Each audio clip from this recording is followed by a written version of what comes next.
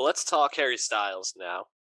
The man who is just dominating culture right now. I mean, he is just everywhere. And I think it makes a lot of sense. I mean, he came up with one of the biggest boy bands of all time with One Direction, Hmm.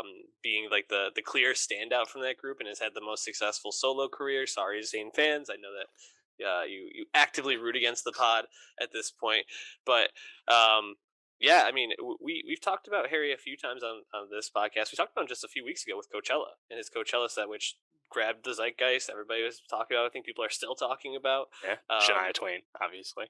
and he's doing a big tour right now, Oh so yeah. people are yeah, people are seeing him, and he's performing.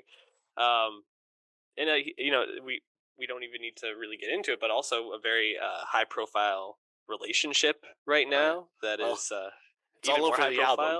You kind of got to get into it. I guess that's a good point. There's literally a song directly about it, but um, Put the pop in the he's cinema. yeah, he's everywhere, and um, you look on Spotify, he's the fourth most played artist in the world in the last month. I think Yeah. that's pretty insane. And so we get Harry's house, after Fine Line, which was dubbed one of the 500 greatest albums of all time by Rolling Stone when they updated their list a few years back. Hmm. And I think we liked aspects of Fine Line, but I think a lot of it we were like, I don't know if it totally works for us. So, and I think that was like the main takeaway. It's not a perfect album, and so we get Harry's house, and does this continue to Mm. like establish him as an artist? I mean, beyond celebrity, is he now established as like a good artist for to you, Dave? Huh. Well, now that is the question. Do you want to be in Harry's house? I don't know. I don't know. Fine line, as you said. Work in progress, I think, is a charitable interpretation of Harry's second solo album. Self-titled debut album, the more rock leaning stuff, a sign of the times. And, that sign of the times is back with Harry's house, I think. But it's been kind of interesting to see the direction he's taken his sound, because he's very far removed, honestly, from self-titled album one. Mhm. The rock overtures are basically gone.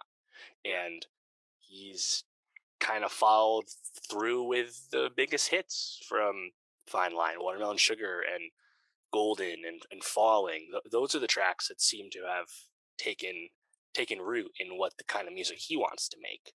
And with Harry's house, I think that's pretty evident.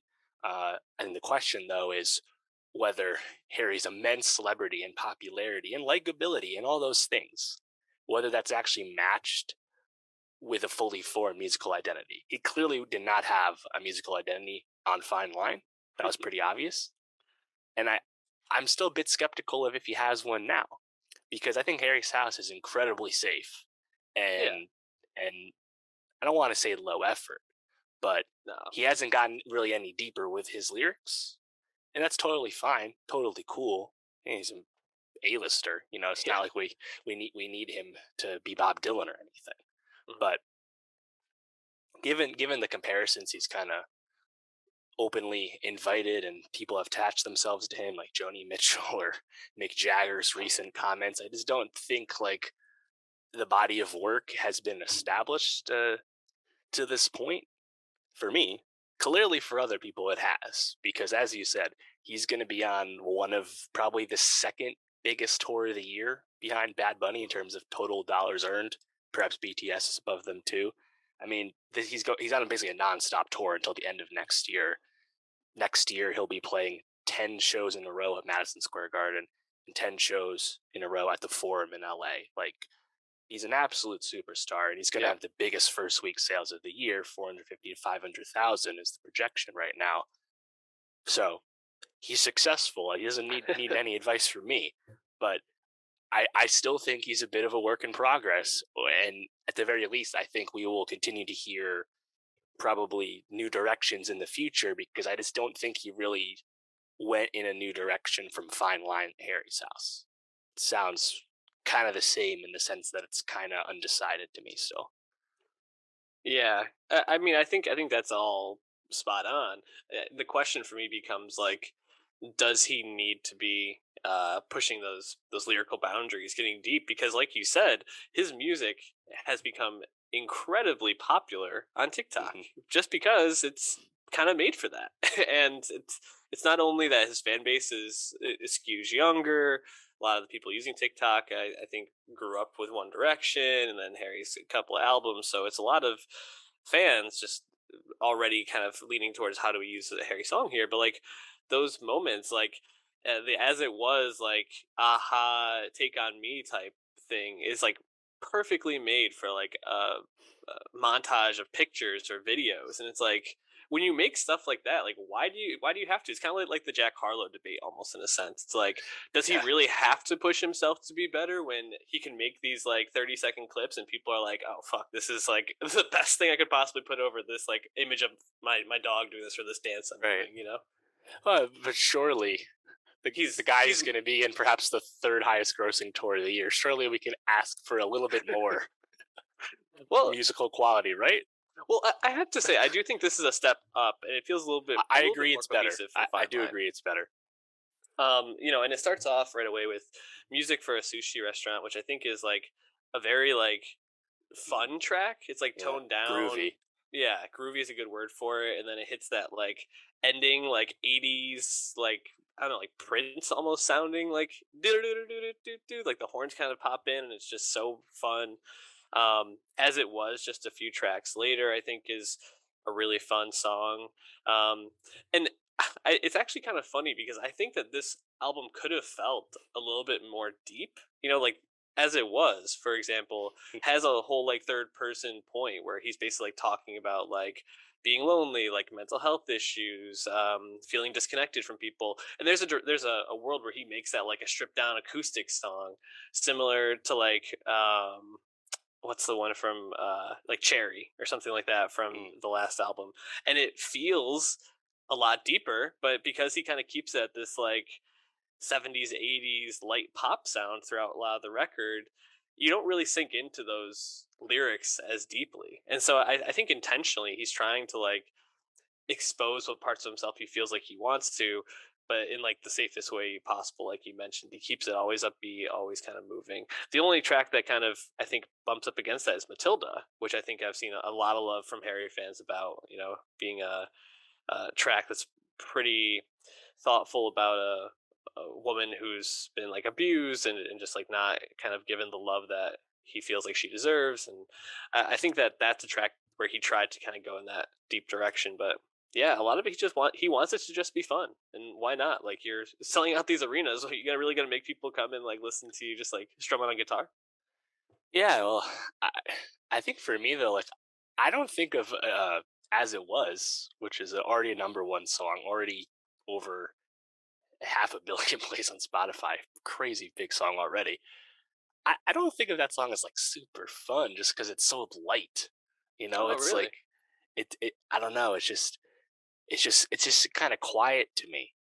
Like Hmm. I don't think the production does enough for me. I mean, there's been a lot of comparisons to Aha, as you said, but I think the Harry songs I enjoy the most are I just need a little bit more on the production side of things. I think of like Sunflower Volume 6 off Fine Line, for Hmm. example. Music for a Sushi Restaurant comes to mind here. I really love the tempo on, or really just the whole like pulsing production on Late Night Talking, track Hmm. 2 on Harry's House, with the synths going on in there. I think it's the quieter, softer stuff for me is just I just find it a little dull still from Harry, just because I feel like because his performance is intentionally so down the middle. I just don't find it as engaging as something that is a little funner, like Little Freak or something. Yeah. I think that's fair. The second half of this album, I definitely was not as much of a fan of. But I like a song like "Boyfriends," which he's obviously going for some sort of like feminist perspective here. Um, Definitely did not work for me as well. It didn't grab me as well, but I'm sure a lot of his female fans will probably really gravitate towards that songs, or even his like queer fans will probably go for a song like that as well. Um, I think cinema is probably Cinema and then Daydreaming back to back was probably like the last time I really like Yeah, was like, oh, I'm enjoying these tracks. And Cinema, we kind of mentioned, alludes to his relationship with Olivia Wilde. I think referring to her as the Cinema and yeah. him as the Pop, which Put is the pop in the cinema, baby. man, I don't know. Yeah, there's a bunch of references to Livy all over the album here and there, but that's definitely the most overt, Yeah, song about her, of course. yeah. So that and Daydreaming were like two tracks that stood out. Feels like he's been listening to like more recent like I don't know, Vampire Weekend maybe. You know how it was like a little bit more like Yeah, poppy and like I don't know, 80s, 70s infused on it's it. funny. Kind of like a weird turn for him, but okay, Yeah, sure, I'm here for it. right. Yeah, I like Daydreaming as well for the production. I also thought Hmm. Satellites was at least notable because it's pretty obvious example of the current '80s new wave pop influence that we hear all the time now from mainstream artists.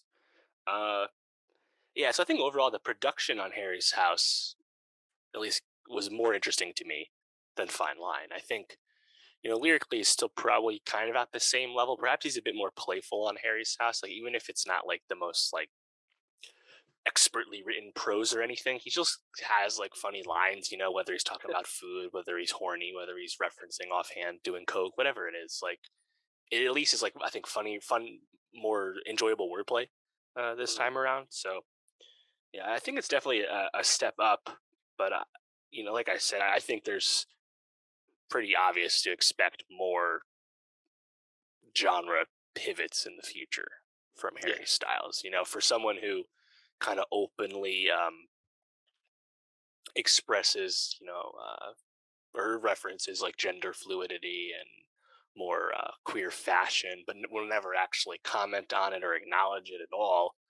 I'd have to imagine he has a similar kind of view to his own art, and I'm sure we'll hear that in time. But in the meantime, we're going to hear a lot of Harry all the time because he's going to be touring until the end of next year. And Hmm. of course, he's in a high profile celebrity relationship as well. So uh, Harry Styles will be around for the very foreseeable future to the delight of millions of people, obviously.